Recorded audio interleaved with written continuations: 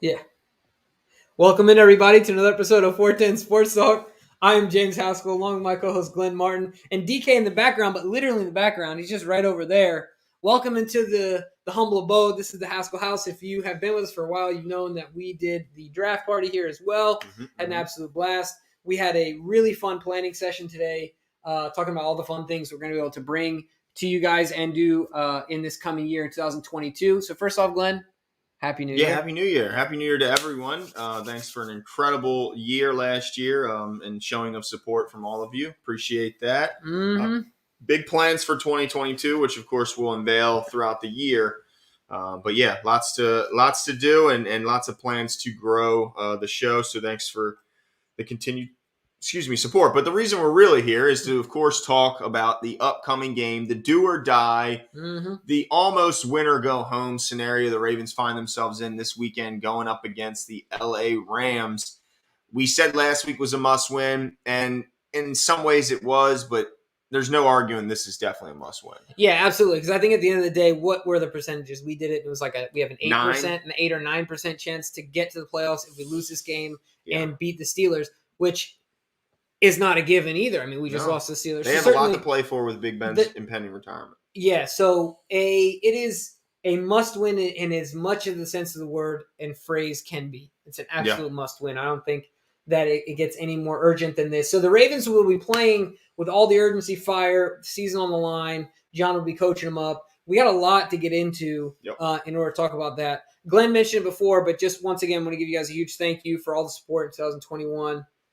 You have any, really quickly, you have any funnest moments? I think the invention of the yeah, that's fun. A highlight. Yeah, that's a highlight. The shout out from Lamar. Of course, can't go by without mentioning that. Obviously, the live show we did leaving the stadium after the Chiefs game. That was a lot of fun. Was an absolute blast. Absolutely. Met a ton of people there in the pregame. So, I mean, yeah, that's true. That was a awesome. big one. Yeah, I think the Chiefs one was the memory that stands out the most. Super humbling to have people that come up and say they love the show and enjoy the show. Yeah. We're just a bunch of goofballs here talking about the Ravens. So glad that you guys get something out of it for sure. But yeah, a lot of great highlights. Thank you so much. Oh, and absolute Jason, blast. Yes, we got your messages. Oh, it's on its way. It has been confirmed. Super. Wait, where's Jason? Oh, yes. Yeah. It's on its way. I got you a black one. It's the same one that Glenn has. So that's on its way. Steve Lee, if you're watching. Actually, you can see the gray version right in front of you here. That's right. So if you're interested in the gray version, go check it out. That is absolutely right. Lots to talk about. Before we get into the normal stuff, injury report, highlights, stuff like that, should we give a shout out to Patrick McCary? Yeah, absolutely. I mean, he signs a contract extension. He's not going anywhere. And, as far as the football stuff I'll get into, but just the fact that he was a son of two refugees who met in a refugee camp before finding themselves here in America where he was born. So this guy's come from, parents that came from almost nothing. I think he's half Albanian and half, I can't remember. But his parents met in a refugee camp. So you talk about the land of America and opportunity, right? I mean, does anybody embody that more than like him? Gus Edwards has a lot of parallels in his Armenian and Iranian. Iranian and Armenian. Okay. Yeah. So forgive me there, Patrick. Yeah, so shout out to Macari. But what he does on the field, I mean, this is a guy, how often do you have a guy on your team that can play 5 different positions? And I know that they're all on the offensive line, but they're all very different in what you're asked to do. Yep. So the fact that we have one guy who has played snaps in real action at every single spot is invaluable to this coaching staff. Absolutely. And I think that Eric in the front office and like I said, the coaching staff, they do this time and time again with a contract such as this. I think the Chuck Clark contract, a lot of people questioned, not everyone, but a lot of people certainly questioned, showing itself in its value in the ridiculously low amount of money that he's making. And he's locked up for, at that point, he was locked up for an additional 3 years. Same thing here. I think it's $12 million or $13 million in total money. Crazy. Crazy deal. For 3 years. For a guy that has started for us, I don't know the percentages right in front of me, but I would say since he's been here, at least a quarter of the games. Oh, I think it's more than that. And the only time where it was less than that, I'm sure, was maybe his rookie year. When he first started. But even then, we saw him. Right. And then as of the last couple of years, he's played a lot of the snaps, a lot of Big important time. snaps. Yeah. And without him, I mean, geez, as bad as this offensive line, imagine if Patrick McCary wasn't in the building. Yeah, no kidding. So, yeah, shout out to him. Excited to have him here and knowing that if someone were to go down, he's not just a swing tackle. Normally, you have to have a backup center, a backup guy that can play both guard positions, and a swing tackle. Well, he can do all of those. So, anytime you can make yourself more versatile, you certainly increase your value. So and let us all take that as a lesson in life, right? No doubt. Like, we can find ways to build our own value in our own spheres. Like, Patrick McCary went from an obscure, unknown guy to being extremely valuable to a franchise in the NFL because he built his value within the team. So I think that's really cool. Shout out to him. Not everyone is going to be a Hall of Famer or a Pro Bowl player, so he may not be an All-Pro, but you need guys just like Patrick McCarr if you want to win a championship. 100%. All right, so shout out to him. Like you said, Glenn, let's get right into the game and preview that. And we will start with the injuries. And then, of course, we'll get to some of your questions. And I think, Elisa, we will answer your question here based on our injury report. I don't know how happy you're going to be about it, but DK is going to throw the injury report up here. Glenn, why don't you kick us off here? Yeah, so I guess this should come as no surprise. Leading off at the very top is Anthony Averett out with the rib injury. Didn't surprise me one bit. Honestly, I would be shocked if we see Anthony Averett again, unless, of course, the Ravens go on a massive run and they find themselves in the Super Bowl. Maybe then, but that was a brutal knee to the ribs, and rib fracture affects – I mean, you can't laugh, much less play a game of full contact football. Yeah, talk about a direct hit. Ooh. My gosh, just watching it was painful. So, yeah, absolutely. Now, we do get Tyus Bowser back this week, along with Tony Jefferson, along with Justin Houston. Yep. I feel like I'm missing someone. There's a fourth. Well, I think Devin Duvernay was out last week, which thrust Prochet into a much bigger role, which we loved. I didn't necessarily love his return role because he did boof the one, but loved the expanded role on offense, and he certainly took advantage of that expanded role. But it looks like Devin Duvernay is going to be back out there. He didn't practice on Wednesday, but he got in a limited session Thursday, full participation Friday. So it looks like our Pro Bowl return guy is going to be back out there. Yeah, absolutely. Who else you see? Well, let's just get right to Lamar. Yeah. Let's get to the elephant in the room, right? So Lisa, and to all you other folks out there, Lamar Jackson didn't practice for the past 2 days. The chances of him playing are slim to none at this point. Yeah. I think the only way Lamar would play in this game is if Josh Johnson and Tyler Huntley came down ill or broke a leg between now and then. I mean, even then, I think they may find their ways to scramble and find someone else because they don't want to risk the future of Lamar for the present. So, yeah, I mean, I wasn't really – as soon as the fact that he was practicing was released also came with that a short video of his practice, and he had a noticeable limp. And then the fact that Tyler was activated the very following day just tells me that they needed an arm. They needed a guy out there who could maybe – do some scout team work for him while Johnson took over the first team reps. They just needed an arm for that one more day waiting for Huntley to come back, which of course he did. So I fully anticipate Tyler Huntley to be the Ravens starter this week. And honestly, from the video, unfortunately, I'm not sure unless the Ravens, again, make the playoffs, I don't think we're going to see Lamar Jackson for the rest of the season. Wow. That's so sad to think about. Probably the most electrifying and fun football player to watch in the NFL. And I think that's while we're biased to the Ravens, I think that's a pretty well-known fact. So a lot of injuries there. Any other key ones you think that are worth mentioning? Yeah, I mean, Odafe Oweh is a big one. Yeah, I mean, you lose the guy who is maybe the crown jewel right now of the draft. I mean, I guess Bateman's certainly coming on. He had his first touchdown last week. But yeah, Odafe Oweh, thank goodness Bowser and Justin Houston are back because if we didn't have those guys, where's the pass rush coming from? Yeah. But obviously, Odafe Oweh, any time lost on the field is, for a guy who has limited time as it is and needs to grow and progress, it's not a good thing. He's not just missing the game. He's missing practices. And all those things go into growing him as a player. Now, one question I do have for you is Dalen Hayes was limited in his participation on Friday. Coming back from the knee, you think he plays? Yeah, what about you? I'm hopeful, but I don't know. I mean, I guess it depends on the bodies and but I feel like the Ravens coaching staff is going to be extra careful with any injuries to young guys in that they don't want, because a late season injury now if it's one of those season enders, bleeds into next year and certainly eliminates a lot of what they can do improvement-wise in the offseason because they'll be spending their time rehabbing. So anything that may become a risk of re-injury or other injury as a compensation, I think they steer clear of it. So I'm doubtful whether he'll play until I see full participation or at least limited in every day of the week. But where does it show what he did on Wednesday or Thursday? I don't know. Yeah, it's a weird one. And that's a great point you bring up. Man, it will be interesting to see the strategy that they employ there because it would also be nice on the other side to say, well, there was no structural damage. Let's get him out there at the very least to get some pro reps. Mm-hmm. Yeah. Right. So there's definitely a give and take there and an argument to be had on both sides of the coin. But I tend to agree with you that I think it would be better to be conservative at this point.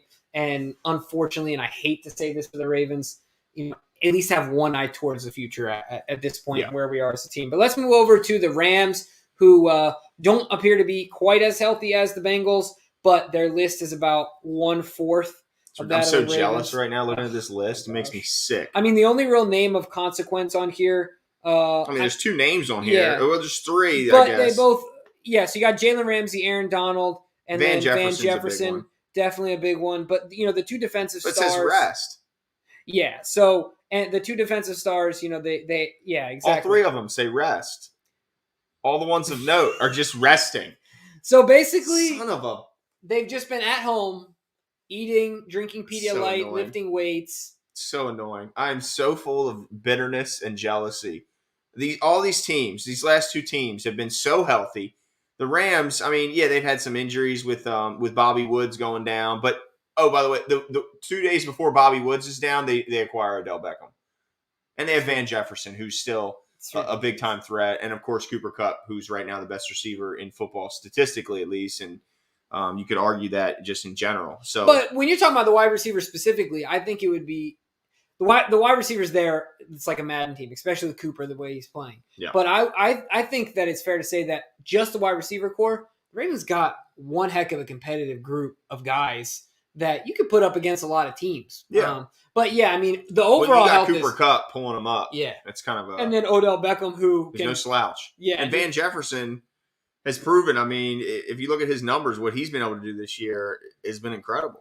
Yeah, so certainly a lot to worry about from a defensive standpoint, and I think that's one of the things we're going to talk about. But we talked about Aaron Donald and Jalen Ramsey. Mm-hmm. Let's talk about the matchup between their defense and the Ravens' offense. As my dog snores off camera, Coda, gosh. Oh, let him snore. So, Glenn, let's talk about the defense. Oh man, give us some numbers. Yeah. What are we looking forward to on Sunday? Yeah, so in talking about the Rams defense, they're middle of the pack as far as points and yards. They're 15th in points allowed. They're 16th in yards allowed. So not bad, but not fantastic. But they certainly have some names. Now they're 12th in turnovers forced, so they will get their hands on some balls and turn them the other way. And then that's a huge factor in all games is who wins the turnover battle. And the Ravens have been horrible at that all season. And as far as against the pass, they're 22nd against the pass when it comes to yards. But here's the big one. They're second when it comes to allowing passing touchdowns. They've only allowed 15 total passing touchdowns this year against them. So while they'll concede a little bit, it looks like between the 20s, they certainly tighten up when the field gets a little bit condensed there when it comes to allowing passing touchdowns. But they do allow the 26th most, or I should say that they rank 26th in they've given up 17 rushing touchdowns. So clearly when teams get into the red zone, they're looking to pound the ball and not necessarily throw the ball, which makes sense when you can look at the secondary, the pass rush that they have in LA. So this is a team that can be gotten. They're good in certain areas. It's odd. Like they've given up a lot of rushing touchdowns, but yet they're third in yards per attempt allowed on the ground. So this is a pretty good defense, and like we mentioned before, it's a healthy defense, which a lot of times at this point in the season, it's just the battle of attrition. At this point in the season, and in this season more than others. Yeah. Right? It's just nuts what's going on right now in the NFL. I mean, if you just look at the starters that started last week in pivotal games, the NFL, in my opinion, should not be proud of that. Like, it's not a good look for the NFL, and we had Josh Johnson. Yeah. That's who we want in a crazy thing is he played well. Yeah, right, exactly. Had the one stinker pick, but at that point, I think the game was getting out of reach. Yeah. So, but yeah. So let's get into some of the Ravens' offense. You got some. Yeah. Well, so you brought up some names. Gotcha. You brought up Von Miller, right? Did you? I don't even think we mentioned him. I think that's the sad part. So just to encapsulate their defense, the names that you guys need to be on the lookout for: Aaron Donald, Jalen Ramsey. Everyone knows who they are. Leonard Floyd is another guy that I think goes a little bit under the radar based on the names that are there on the line. Yep. But he can win a matchup. He's got 9 sacks this year. Yeah, I mean he's a 101 problem. He's long and he's fast, and and he's bendy. Yep. Mix that in with strength. That's a tough combination to deal with for an offensive lineman, and especially when you have to already deal with the other guys they have. And then you throw Von Miller on the other side of that. Pretty formidable. Pretty scary. Yeah, so you talk about our Monstars.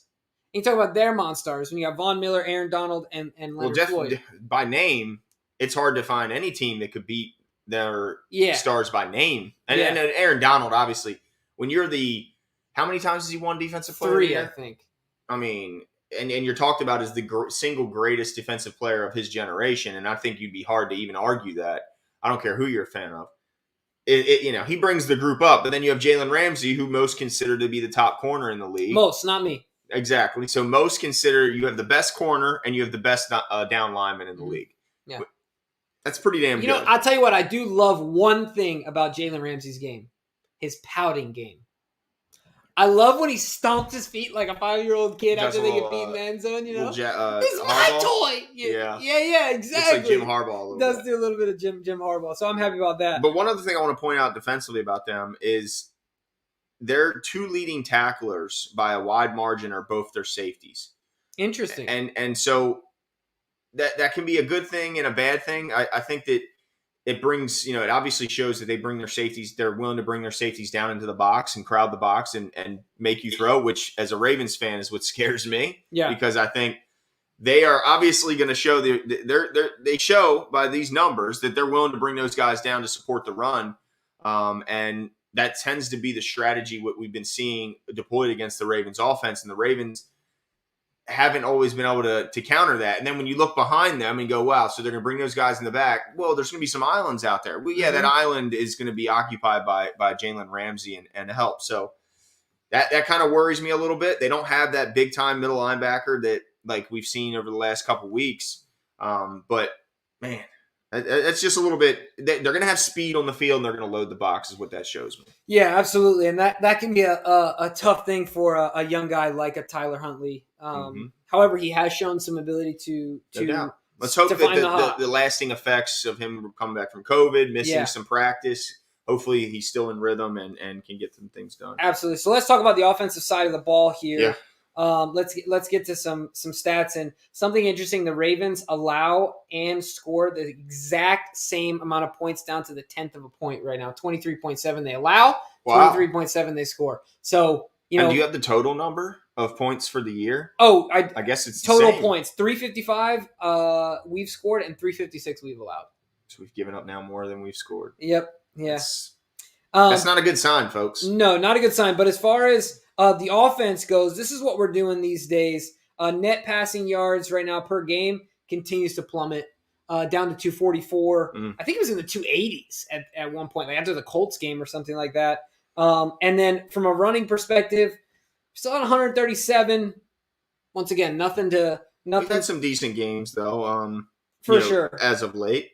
For sure. So, offensively though, what it really comes down to is third down percentage. Right now we're 38% on third down. So that's actually better than the mark we were at earlier in the season. Yeah. And I think that, and I'm going to roll right to my offensive, my key to the game and my player to the game. I'm going to knock them both out here because they're together. You talked about this before. Tyler Huntley plays within the system. Now, he's not Lamar Jackson. He can't make plays out of nothing. Right? But because he plays in the system, I do believe that it allows us to do two things: sustain drives, and with that, convert a little bit more on third down. Yeah. So, however, I think another big piece of that is you talked about it, the uptick in the production of Rashad Bateman. He's a chain mover. Yeah. Rashad Bateman is my breakout player of the game. He was my breakout player of the game last week, and he had a breakout drive. that he ended. He ended up with 4 receptions that first drive and a touchdown. I think that he gets after a one Jalen Ramsey. He maybe bests him a couple times. What? He might. I'm not saying he, Okay. that he beats him the entire That's a game. gutsy statement. But How he much might, does he see of Bateman? That's true because he might be looking at Andrews and Hollywood. Yeah. I don't think that Ramsey wants anything to do with. I think he would prefer the matchup of Rashad over Marquise.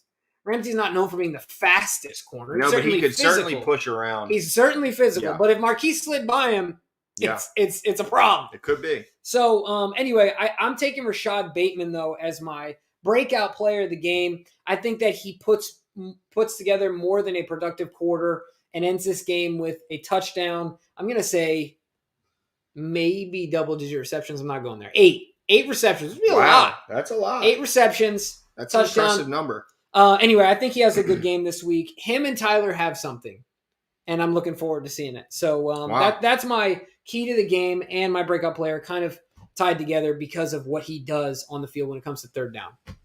Okay. All right. I can see that. Now mine's a little bit, it's kind of something familiar that I've been saying quite often here, which, when you can really point to a few things that have been holding the Ravens back. And the biggest one that I want to talk about as my key is going to be the turnover battle. The Ravens have been poor all year. They're minus 10 on the season for their turnover ratio. I mean, it's hard to find a team that has a good win-loss record that loses the turnover battle by 10 digits over this stretch. So, excuse me, the big thing for me is don't hurt yourself if you're the Ravens. You mentioned earlier how staying in the system has allowed them to be a little bit better on third down. I think a lot of that is just eliminating the negative plays. I mean, Lamar was sacked a ton. And really, even since Lamar's been out, been a lot of sacks in general on all the Ravens quarterbacks. So if you can just not hurt yourself with turnovers and with penalties, the sacks, unfortunately, there's not a whole lot where it's saying, well, we've been getting better. Like when I see Aaron Donald coming and Floyd and Von Miller, I'm not going to sit here and go, well, you got to hope to keep those guys at bay and keep. I don't think that's going to happen. I think they're going to get to our quarterback no matter who it is. So eliminate the stuff you can eliminate, the mental errors, the penalties, the turnovers. Don't shoot yourself because they're going to do plenty of it themselves to put the Ravens in third and long. Let's not do it on our own. So that's the big thing.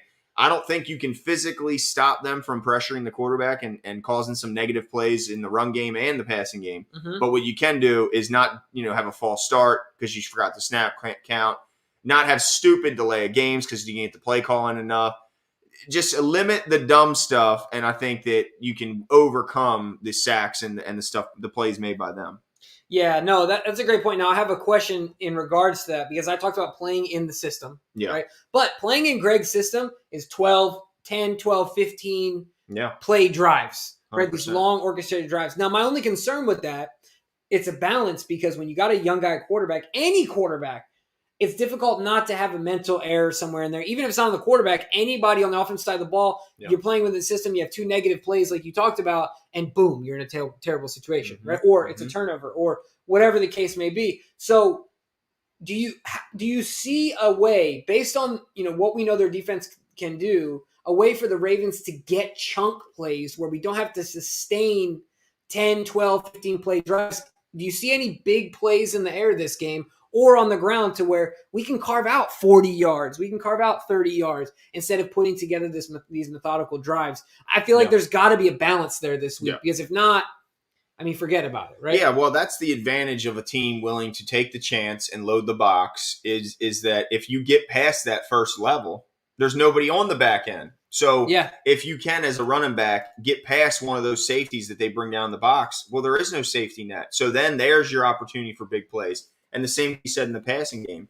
If they're going to load the box in anticipation of a heavy run attack and say, well, we got great corners that we think can shut down your receivers. Well, like you mentioned, if Hollywood can get past the scrimmage press that he's going to be getting from Jalen Ramsey, if he can get past the line of scrimmage and get by that press, well, in a foot race, I'll take my chances with him running by him if he can get that little bit of separation. So actually, the way that teams have been deploying their attack does leave them more open for the opportunity of the big play. It's just we haven't always been able to capitalize because you need to be able to, first of all, give your quarterback a second for that receiver to make that move. get 20 yards down the field and for the quarterback to release it. But also, when they blitz in the run game, if they have success, then it's a negative play for us. But if you can make one guy miss, if the blockers can do their job, and you can get past the first 3 or 4 yards, all of a sudden there is no safety net for the Rams defense, and now you have a big play. So there's going to be opportunities. And do you think that it will be a necessity, or do you think we can get through in this game by putting together? Do you think we can put together enough of these long drives where we don't take shots and win the game? Or do you think the only way we come out with a win is if we're willing to take the shots? 100%. I think you could maybe say, wow, the Ravens could put together a drive. They could put together a drive like at 75 yards. Like they did in that very first one. Exactly. Where it looked great. It was 13 plays. Thought, all right, we're rolling now. So here we go. We ended up with nothing because they went for it on fourth, but you had some confidence. But I don't think they can do that 3 or 4 times in one game like we saw the Bengals do to us, where they had 4 drives over 70 yards that ended in scores. Yeah. I think you could maybe ask for one of those. But there is absolutely going to have to be some big plays if the Ravens are going to be able to pull this game off. They have to hit on big plays. We've seen it where receivers have been open and they've been slightly overthrown. We've seen where the ball is on them, and we've seen receivers drop balls this year. This has to be a game where all those stars align. The ball is in where it needs to be, and the receiver brings it down. Or in this, in the running back case, he's got to be able to break a tackle and have the burners to get by him, because I think you're right. I think expecting this Ravens team to not shoot themselves in the foot, contain the defensive stars in the defense for 4 long play drives, I don't see it happening. Maybe one, but we're going to have to see some chunk plays in these other ones. Yeah. So it's going to be really interesting to see that balance that they strike, and to see how willing Tyler is to risk it. Yeah. Right? Because at the end of the day, sometimes you just got to chuck it up and let your guys make a play. Absolutely. And so that'll be really interesting to see it in this game. Welcome, Brian, to the show. I've noticed. Bless Brian, shout out, welcome. Glad you found the channel. Hope you enjoy it. But let's flip over. Oh, Glenn, I don't think you gave your offensive breakout player. Yeah, my offensive breakout player is for the exact reason you were mentioning earlier. It's going to be Hollywood, because I think there is going to be opportunities where a big play will present itself, and who better as our deep ball threat? I mean, you could point to a couple guys, Duvernay being one of them, but Hollywood to me is our best deep threat, and he should be, considering that's why we drafted him, is because of his speed, his quickness. It's not necessary for him to go win 50-50 balls. This is why he's here. So if you need a guy to take the top off the defense and to expose a defense that decides to load the box with its safeties, who better than Hollywood? Now, I get he has a physical disadvantage in that he can be pushed around, but this is a guy who's also, let's remember, he has, he's done a lot to transform his body. And I think he's got a little bit more strength than some are giving him credit. It's hard to see it with all the padding and all that stuff, but the guy isn't small. I mean, he would come in here and outlift me, no problem. So, throw myself in there too. All of us. DK, do you have any arguments there? I mean, is he going to outlift you? Because I think the point is that I'm not saying he should win every time, but can he win one? Can he win one? Can he win 2? Can he win 5? Can he win some of those? And then one connects for a deep threat. So for that reason, and also the consistency Hollywood's shown, I think he's one of 3 receivers that has caught at least 5 balls in 5 straight games or something. So I'm also kind of banking on some of the consistency he's shown. All right, fair enough. I like it.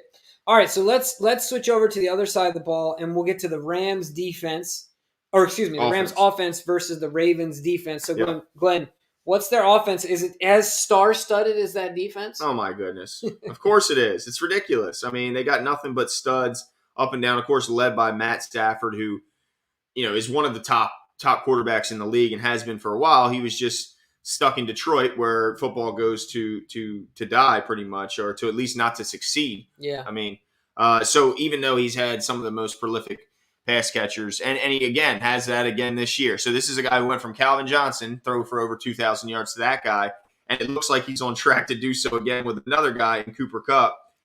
I mean, Cooper Kupp's numbers are just absolutely insane. Just listen to this. He's got 177 targets. In 1 year, the season's not even over, guys. He's already had the ball thrown his way 177 times. He's turned that into already 132 catches. He's got 132 grabs, guys. There's still 2 games left. It's insane. Yeah, 132 grabs, 1,734 yards. So, yeah, it's not a guarantee. He's got 270 yards roughly remaining to get to 2,000. But, I mean, listen to the numbers I just read you. Yeah, I mean, I think it's certainly he's got a shot to get there. And this is a guy, I don't know if you guys know the story, because when you play like Pop Warner football, there's weight limits, both Yeah. overweight kids and underweight kids. He used to put rolls of coins in his socks and his drawers to weigh enough. I put rolls of coins in my drawers for other reasons. Oh God! All right. Anyway, he quarters, baby. That's really unfortunate. Need all the help I can get. So anyway, but he used to do that to make weight because Yeah. he's too small. Think Gotcha. about from being that kid to the guy he is today. Best receiver in the league. I this also year. want to say I was pounding the table that the Ravens drafted him. I felt something about this I kid. don't remember that. No, it was before we. No, I mean, I don't remember hearing any of that. right. I was pounding the table. I don't remember hearing Anyway, I just want to state that's just an incredible journey the kid's been. He's trying to take credit for Cooper's success. You see this guy? My God. Oh, and by the way, he has 14 touchdowns also already. Oh yeah, just as a footnote. And this guy will. The thing about him is he'll do some gadget stuff too. You know, you got to watch this guy as well as there's. Look, Cooper Kupp's a big time threat. Yeah. But behind him Yeah. is, of course, Odell Beckham Jr., who since getting there, he's got, I think, 4 touchdown passes in his first 6 games as a Ram. And every game, he's becoming more and more a part of this offense.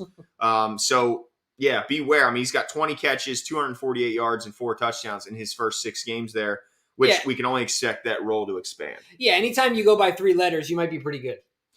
Yeah. You know what I mean? It's just really that simple. OBJ is a ridiculous football talent. And if anybody didn't believe that, and they're crazy. Like, we know for a fact from our sources that he was pushed out of Cleveland by Baker Mayfield. We know for a fact. Yep. For a fact, ladies and gentlemen. Inside the building sources. Yep.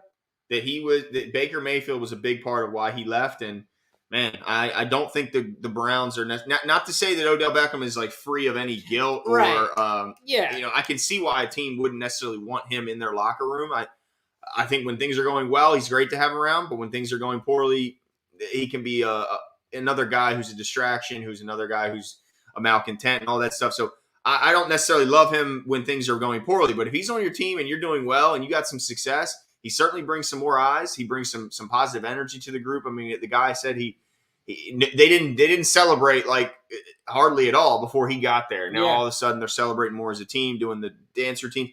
It means a lot to certain guys on the team. Maybe not for everyone. But I got to ask you here. There's a couple other names I think offensively, and one that are important to bring up. One of them that you brought up was Van Jefferson, right? Scary dude. Let me tell you why. He's got six touchdowns. But his role really expanded when Robert Woods went out, and now he's a prominent member of their offense, and he's their deep ball threat. I mean, Cooper Kupp, as good as he's been, he's averaging 13 yards of reception. Van Jefferson's averaging 16 yards of reception, so which is by far the lead on his team, and it's going to be the lead. You know, if you look around the league, he's right up there. So this is their deep ball threat, and when you look at the Ravens secondary, they got a few guys you feel okay about. I guess you don't feel great about really any of them at this point, but you feel okay about a couple guys knowing that they've been around at least. So, but those guys are going to be on Odell. Those guys are going to be on Cooper. Van Jefferson is likely going to be matched up with our 3rd best corner, 4th best corner a lot of times. And that's what's got me concerned because Van Jefferson is going to cook those dudes. Yeah. Even if you our slow down 4th Cooper. best corner is the 12th best corner on a normal team. I mean, he's not even on a team, right? I thought this was pretty funny. What is the plan on Big Al? Jalen Murphy asked. I'm assuming he's talking about like how we can help Alejandro Villanueva. Is that, or maybe he's talking more big picture and like next year? But well, either way, something that I noticed that Alejandro Villanueva does before every drive or every play, he does one of these. You know, I think that's about the only thing. That's the only big plan that we got. What's like, that? Pray to the Lord above. Like, what else is there, dude? I mean, yeah. Look, I mean. I don't know if I'm more concerned about the tackles or the interior because all of it is a problem. I mean, talking about Aaron Donald. Like, come on, man. No matter where you put him, he's going to destroy everyone. So I'm scared about everyone on the offensive line. Big Al is certainly one of them, but it's not limited to just him. I think the only guy you feel great about right now is probably Zeitler because he's put together a pretty good season. You feel okay about Bozeman, but even last week when remember that key fourth down. Ben Cleveland got tossed aside. How do you toss aside Ben Cleveland? Exactly. And if the Bengals can do it, Aaron Donald can certainly do it too. So Yeah. So, but the other name I want to bring up really quickly for them offensively is Sony Michel, because the guy that we had on from the Rams talked about how their run game with Sony has really come on as of late. Yeah. And he's a big part of that. And so I think that's going to be really, really important for the Ravens to key in on is Sony Michel. But I want to get to the Ravens defensively. And they might get Cam Akers back. I don't know if he's going to be true. ready. Yeah, but their stud running back, who was expected to have a massive season, got hurt before the year started. Yeah, he's almost back. So I don't know if he'll make it this game, because they did lose Darrell Henderson. But like you mentioned, Sony Michel is likely going to get the bulk of their carries regardless. And with that being said, Glenn, what is your defensive key to the game this week? Yeah, the thing you'll notice about the Rams is when they did have struggles offensively, it was because they got a little bit away from their run attack. And while McVay is known for these exotic passing schemes and the fact that he can come up with these creative ways to get guys running scot-free down the field, he is not immune to the fact that you still need to have a respectable run attack if you want to keep defenses off balance and have success overall. So if you look at the games where they struggled and they lost, they had 52 yards when they got on the ground when they got beat by the Niners. They had 94 yards when they got beat to the Titans. And they had 68 yards on the ground when they lost to the Green Bay Packers. Now, you look last week when they beat the Vikings, they had 159 yards on the ground. So the way I look at it is, if you can at least, I mean, no matter what, you're going to have trouble slowing down this offense when you look at how much talent they have. But if you have any chance of slowing this team down, the first thing you got to do is stop the run. Yeah, and right now the Ravens are allowing 85.5 yards on the ground per game. So that's the one thing that I feel like has held up, mainly because of my guy, Brandon Williams.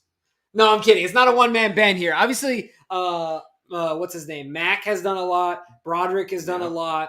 Calais, when he's been in there, Brandon Williams. It's a team effort. Yeah. But the point is, I agree with you 100% because it's the one thing that the Ravens can still count on going into this game. Yeah. I don't know how much more you can count on defensively. On either side. Yeah, on either side, but certainly defensively. Yeah. That you can count on is our ability to still stop the run, and the only chance that we're going to have. And mine sits on the shoulders of yours, Glenn. My key to the game, once you stop the run, what you do is you put the game in the hands of Matthew Stafford, who, like you said, has put together a lot of prolific seasons statistically. To me, he's kind of like Kirk Cousins on roids, in that like he's a stat king.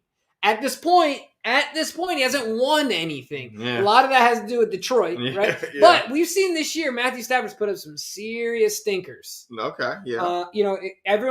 No one in LA was too excited when they're on that three game losing streak about trading Jared Goff to Matthew Stafford because they were looking much more similar than what they have been as of late. So if they can stop the run, which has been doing well the past few weeks, and put it in Stafford's hands, then you at least allow yourself the chance for him to make some mistakes. Maybe get a tip pass, maybe get a fumble.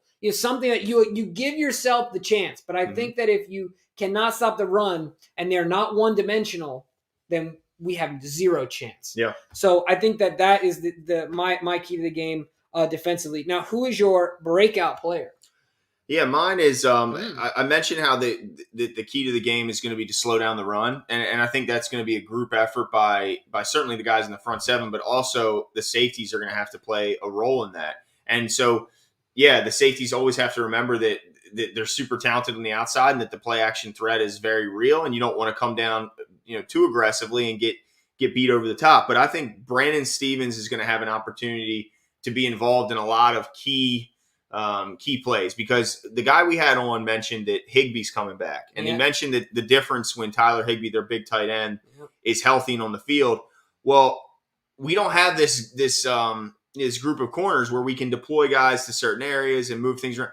So I feel like Brandon Stephens is ultimately going to be matched up a lot with a guy like Higbee. Yeah. So in the passing game, he's going to have an important role because so much focus is going to be on Cooper Kupp, Odell Beckham, Van Jefferson over the top. That Higbee, I worry that he's gonna find himself with a lot of opportunities with some soft coverage around him to make big time chain moving and red zone plays. That's the two areas. Is he going to be their threat on third down and in the red zone?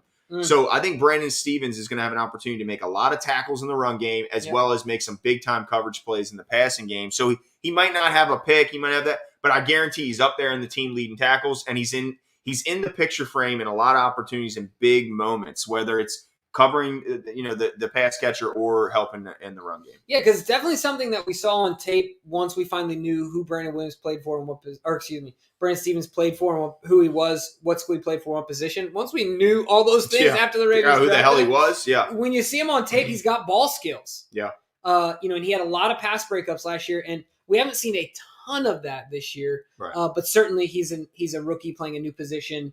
Who only had 1 year playing defense anyway. So that will be interesting to see. My guy, from a defensive standpoint, is a more well-known commodity here in Baltimore, and a guy that has had big games this year, kind of up and down. Some of them fill up the stat sheet. Other ones, he goes on quiet but does a lot of the dirty work, and that's Tyus Bowser. So I think that Tyus Bowser comes in clutch in this game. I think Tyus Bowser gets his hand on a ball, as he is very good in coverage. I think if we can stop the run and make Matthew Stafford the old gunslinger that he wants to be, the Brett Favre want to be himself. Okay. I can see a lot of similarities between them two. Yeah, so I think that it opens Bowser up for an opportunity to get his hands on the ball. And this might be crazy, but he might have some of the best coverage skills of our healthy defensive players as it stands right now. Yeah, certainly not going to ask him to go line up outside. No. But on the underneath stuff, the flat, yeah, absolutely. So with that being said, I'm going with Tyus Bowser. I think he gets a pick and a sack in the same game. Oh, wow. Okay. All right. I'm drinking the Kool-Aid again. I took a week off. Okay. All right. I hope you're right. I'm back. Okay. All right. Now, of course, this is the time where we are going to transition to our competition part of our show. Ooh. However, before we do so, we certainly have to talk about our sponsors. Yeah, absolutely. And if you guys have been watching the show this entire season, you know that we partnered up with Symbol. Symbol is awesome. I mean, we use it, and we're making money off of it. Yep. So if you want to make money, use Symbol. Symbol is the stock market for sports. I think Glenn and I have both talked about this, where sometimes you get into the stock market and you read limit sale, market buy, all these things. And you're like, well, it's like Egyptian. This is a different language. I don't feel like dealing with it, right? Yeah. But you go into Symbol, sports. You know the terminology. Right, so use that knowledge to invest and make some money. Symbol is really easy. You go in, just like the stock market, you buy shares of any team you like in all major sports, not just football. Obviously, the goal is find trends. Buy low, sell high, and you get win payouts for every share of every win of a team that you own. So, look, honestly, this might be crazy, but right now is a really good time to buy the Ravens. People are hopping off. This is the lowest I've seen the Ravens. 5-game win streak or losing streak? Four-game losing streak. So this is the lowest I've seen the Ravens since I purchased, and I have a lot of Ravens stock. So go purchase the Ravens if you're looking for a long-term play, because you're going to get payouts for every win the Ravens, every victory they have over the upcoming seasons. So, or another team you've identified, of course, we bought into, the Detroit Lions. Yes, sir. Any other gems you see out there, Glenn? No, I mean, I think look, there's multiple ways to look at it. There's not a bad thing if you take a team that's already at the top, but you don't see them losing that top spot. So a team like the Chiefs, who right now are the odds-on favorite and still have a ton of young talent, it's not. Look, I'm not a big fan of the Chiefs, but I don't think it's a bad idea to invest in them. And then you look around the league, like, do you see an opportunity with the fact that the Jaguars have Trevor Lawrence in-house? They have a lot of picks upcoming. Right. They have a ton of cap space. If they get if tomorrow it's announced that they're interviewing some head coach, and you go, wow, you know what? That's Doug Peterson. Exactly. That's the rumor right now. Doug Peterson's won a Super Bowl. He really only left the Eagles because of some differences between him and the front office and ownership and how much involvement they wanted. So maybe jump on the Jags now while they're really down, and then a year from now, when he's got things churning in the right direction, the stock certainly raises, and you can make some decisions then. So there's a lot of different angles you can go at it, but either way, use Symbol, use promo code 410 to invest your first $500 risk-free for the first 6 months, and I think you'll be happier after doing so. But I just want to quickly touch on a couple Odafe Owe predictions in the chat. Right now, it's pretty shaky that he's even going to be able to play. Right now, he's listed as doubtful. And typically when guys are listed as doubtful here for the Ravens, we don't see him on Sunday. Yeah, absolutely. I was actually going to pick him as my I was considering picking him for my defensive breakout player, but was reminded that the chances of him playing are very slim. So I would not put too much stock into that. Certainly. Yeah. But all right, so let's move on to the competition, guys. This is the really fun competition we've been having. And who's this fun for? All of us. Not for me. No, you're not having fun. DK's having Sick fun. And tired of losing look to at DK over there, just as proud as he can be. That's our. I'm just glad I don't see the graphic in the waiting room, because I'm getting a little sick and tired of being reminded how poorly I've been doing in this competition. But in all seriousness, though, it's certainly a fun part of the show. Oh! Why did I say something? Yeah. And yes, that is Coda that made a guest appearance into the show. But DK does have the graphics. So, but really quick. Okay, fair enough. This is the current standings of our. This is the current standings of our over/under competition, guys. These are the results of our show submissions. Yeah. But we also do allow you guys to make submissions within the competition. You can do so by simply watching the video, figuring out what the 4 categories are. We'll announce them to you. Not hard to figure out, but guess over under, and then we do 2 closest to the pins, which are Ravens yards and the total score. And the winner, the most accurate person, will get a shirt in the mail. Last week, a guy, was it Jason Moyer? Yeah. Jason got a hoodie, got that for Christmas. That will be in the mail. Point is, get free merch. Everybody likes free swag. Yep. Stuff we all get, just like the great Michael Scott once said. So let's get into the competition. The way you can submit your entries after the show's over, go ahead and leave a comment on this video, not in the chat, guys. A comment in this video. And then also you can hit us up on Twitter, Facebook, or Instagram. You can DM us with your submissions, so go ahead and do that. Lisa, I'm sorry to say it's a little late for Glenn to go on a win streak because there's only 2 games left. Hold on. You hear this? No plans at the playoffs from this guy. Calls himself a fan. There's more than 2 games left, Jimbo. Well, let me tell you what. We'll see who's the fan by how we look. pick All I'm saying is, see who's the fan. I'm not over here going, there's only 2 games left. Da, da, da. No, we don't know how many games we have left. All we know is we are promised 2 more games. That's true. No more. We're only guaranteed these 2 more games. You're right. Okay, exactly. All right, fair enough. So let's get right to it. DK, what do you got for us for the first offensive over/under? All right, let's see. Over/under, Ravens first downs, 22.5. Yeah. The last 5 games there between 21 and 24, so this is pretty much dead set in the middle. Glenn, where are you going? I'm going to go over because, like you mentioned earlier, I think this is a team that needs to have, while I hope there's some chunk plays in there, I think a lot of times it's Greg Roman's system is to have clock-eating, long drives that have a lot of plays, and so you need to pick up first downs along the way. And Tyler Huntley has shown that he can do that. So I anticipate him being the starter, and I think for that reason they go slightly over this number. Yeah, I agree with your points. I'm simply going to say this. They're going over because this is a must-have game. Yeah. I don't know how. We could see a fake field goal, a fake punt. Yeah, all kinds of it, right? Sam Cook is yet to throw this year. There's only 2 games that were guaranteed left. That's right. He's due. So I'm going over. DK? DK says over as well. So we run the board with this one. No differences yet. Nope, not yet. All right, DK, what's the next one? Over under Ravens 2-point attempts. We have 8 this year, so we are attempting half. So 2-point conversions have certainly been a big topic of conversation here in Baltimore since the Steelers game. Man, see, the fact of the matter is for a 2-point attempt to even be necessary, certain things have to occur throughout the game. So first of all, you have to predict if those things are going to occur, and then if the Ravens will continue to be aggressive. And for that reason, I will say over. I think that the Ravens continue to be aggressive. And at this point, I'm not sure if John Harbaugh even thinks it's necessarily best for the team or if he's just going, you know what? Anymore. I'm tired of the criticism, and we're going to keep being aggressive no matter what. So I think for that reason, I just hope that my prediction of aggressiveness isn't found in the form of maybe a 4th down attempt later on, because it's awfully – but basically, I'm just trying. I want to win, guys. Yeah. I want to win. So for that reason, I'm going to say over. In you want to win the competition. Yeah, and the game. You see, I want the Ravens to win the game.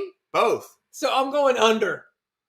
I'm going So under. hold on. So what you're telling me is you have no faith in our players. No, it's not That's about... exactly because John is showing faith when he goes for it on two. Because the margin will be wide enough, we won't have to do it. Oh, I see what you're saying. We're gonna beat. We're not gonna be in a situation where a 2-point conversion. You don't need necessary. to go for two when you're up. When you're up by 40.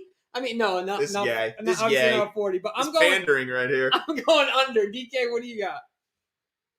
Under as well, and that is, ladies and gentlemen, where I pull ahead. Or your point of I mean, you might be a little concerned at this point, considering DK's dominance and you're picking against him. Yeah, but see, I've never been in the same room to look DK in the eyes when we're doing these predictions, and now you're peering into his soul. And I think I think I influenced his decision making just slightly by my prowess, and being in the same building as these two men. I think some changed some things here, but all right. So that's where I'm going to pull ahead. Now moving over to our defensive over-unders, the first of which is what, DK? Okay, we have the Rams third down conversions set at 5.5 as the over-under. The Rams defense averages allowing 4 conversions against them throughout a game, and the Rams offense averages 5 conversions themselves. So I can see why you put it at 5.5. And I'm going to say over. I think that secondary in Baltimore has got me absolutely terrified. So while I have confidence that the Ravens can slow down that rush attack, my confidence begins to slip when I think about the likelihood the Ravens secondary can contain that talented group of pass catchers and, of course, Matt Stafford throwing them the ball. So I'm going to say they go over 5.5 conversions. Yeah, I'm going over as well because, I mean, what's the average? I mean, that's less than 2 a quarter, right? Is my math right on that? I mean... What is it for what? Yeah. So, I mean, you're asking them to convert on third down 2 times in a quarter. Well, no, 2 and a quarter would be 8. That's what I'm saying is that I'm going over. Oh, I got you. Is my point. You're saying. Okay. So yeah, I'm going over here based on the math. I just think they're going to be in third down and they're going to convert. Like you said it, the secondary, but also the secondary might keep them out of third down, right? Maybe they're just making chunk plays and they're not even. Yeah, they don't even get the third down. That would be a problem, right? So that could work against you. Yeah. But I'm going over as well. Now we might both have stepped in dog crap, and this might be a trap from the deep thinking DK because DK, what is your guess here? Under. This might mistakes were made. This is where the 101 mind whatevering I'm doing to DK because that's a big mistake. I mean, that is a big. First of all, I'd love to know DK's reasonings behind this confidence in our secondary. Is it the fact that Jimmy Smith might be out there? Is it the return of Chris Westry? Because Averett out, Westry in, to me feels like a negative. It's not like we are. And last week, what did Burrow do? Yeah, 525. So I'm just wondering. Oh, okay. Damn it. So he just thinks that they're just not going to have as many third down attempts because they're going to convert on first and second. Okay. All right. Well, honestly, I can see that more than the Ravens defense really stepping up. But I hope I'm, of course, wrong. All right. So that could be our avenue right there, Jimbo. Now, Jimmy, I don't see your last prediction. I'm not sure why. But let's get into our fourth over-under. I apologize. It's okay. Just never let it happen again, and we'll be okay. So the last of which is certainly Odell Beckham Jr.'s total yards. Let me ask you before we go into this, does Odell have any advantage? Like, do you think he's imparting any wisdom on the Rams coaching staff and other players of what to look for because of the fact I'm sure he is, but the thing is that our defense is now different. You're seeing more zone, seeing less man-to-man. Less pressures. So I don't know how much it'll help. Yeah, okay. The horses aren't out there to run our defense that he's played against. A lot of the insights would probably be player-based, like this. Look for this guy to do that because he struggles at this. Come help me when Marlon suns me. I'm going to need your help, please. Like, I'm going to try and choke him, and then he's going to slam me, so come try and help me, please. Like, that type of stuff. I don't know how, So, So, DK, did you already put it up? Oh, he didn't. Yeah, he put it up. It's up. Okay, here we go. So I'm going to give mine. Okay. Mine is over. Because I only trust his defense in the red zone at this point, and hardly in the red zone. Yeah. So I'm going over. I think they'll get plenty of yards. I think Cooper Kupp will get plenty of yards. I'm going over. This was an easy one for me. Yeah, I think it's over. And look, we can't overlook the fact that players and coaches look at games and how they mean to certain players more than maybe others. And maybe Odell Beckham has some ill feelings towards the Ravens because of the run-ins he's had in the past with guys like Marlon Humphrey, or maybe because he's tired of the criticisms of when the Ravens have played him, that he's been, relatively ineffective. And so for that reason, I think they look to get him as a big part of their game plan. And so, in my opinion, I think he easily goes over that 42. DK, what you got, my man? Over. So we swept the board. There's really only two differences then between the third down conversions for the Rams and the 2-point attempts, right? That's another difference. Mm-hmm. Yeah, those are so keep your eyes on those, folks. But now our closest to the pin is the total yards for the Ravens and the total score. So total yards for the Ravens. I'll kick this one off here. That's nice there, Glenn. So I'm going with 435 total yards for the Baltimore Ravens. I think the same thing. I'll let you know what my score is here in a second, but I think the Ravens get some yards through hell or high water. I think they find a way to get it done. 435 is our yards for this game. Their defense, while they have names, is still relatively middle of the pack. Yeah. So I'm going 435. Yeah, and I say 400 for a lot of the similar reasons. I think they definitely have relative success moving the ball between the 20s, and the key will come down to, can they finish drives, because I think John's going to continue to be aggressive, and if faced with an opportunity to either kick a field goal or be aggressive and go for a touchdown, I think he'll continue to be aggressive. So I think that we could have some drives that where we move the ball, they don't necessarily result in points on the board. Fair enough. So DK, what you got, my man? I think this is interesting. DK's got the lowest one, 375.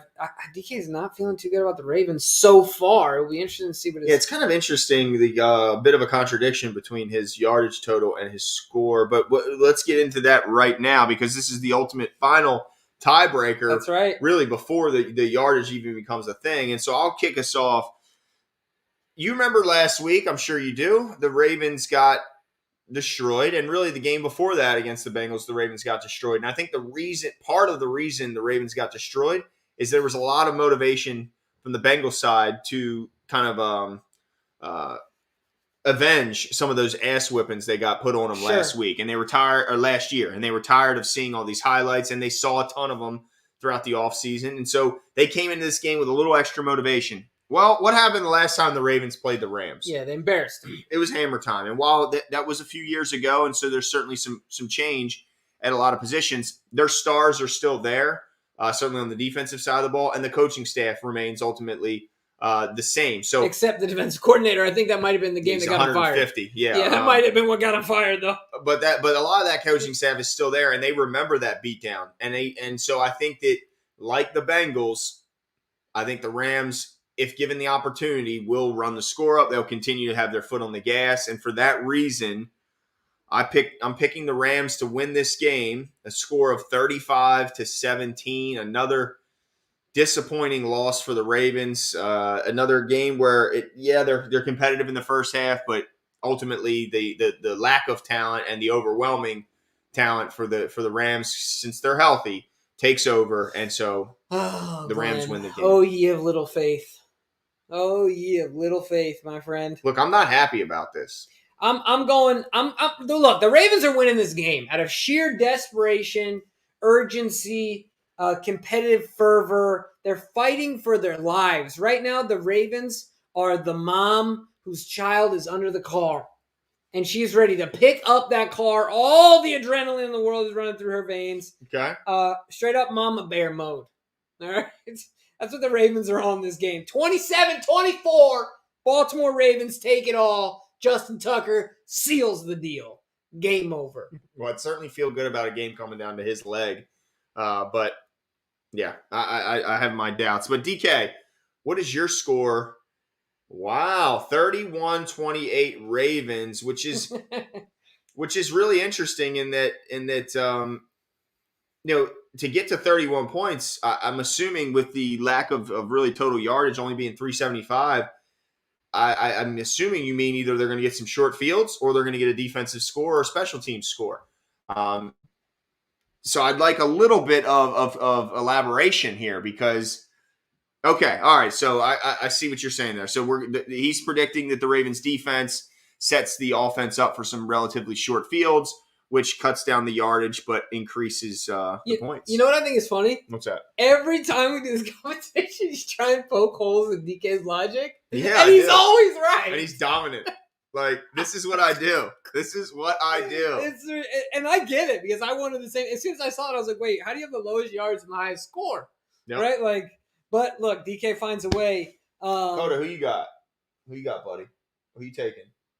Oh, he's the Ravens. Ravens going to win? Ravens. He's looking at me like, I'm trying to sleep. No, so I think he's a Ravens fan. Yes, he has to be, or else he can't live here. Eric said that, by the way. Yeah, I saw that. Shout out to my brother being in the chat. But that was a fun show. That was fun. Yeah, a little bit different. We're here in the building.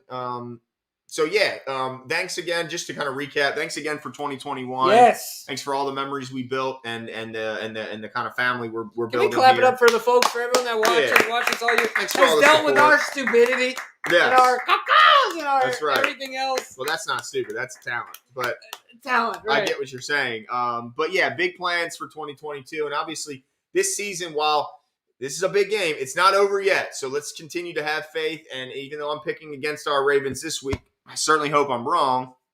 And look, with that West to East Coast trip, anything can happen. And either way, at least the last game of the year, we get to boo Big Ben's fat ass right off the field into retirement. And you know what we should do? We should give him a 410 Sports Talk koozie. Because you know he'll use it. Yeah, that's right. That's right. We'll just he's drinking on the bus ride out. Yeah, exactly. He's got a cup holder on the go-kart he uses with his Bud Light in it to go between practice fields. Exactly.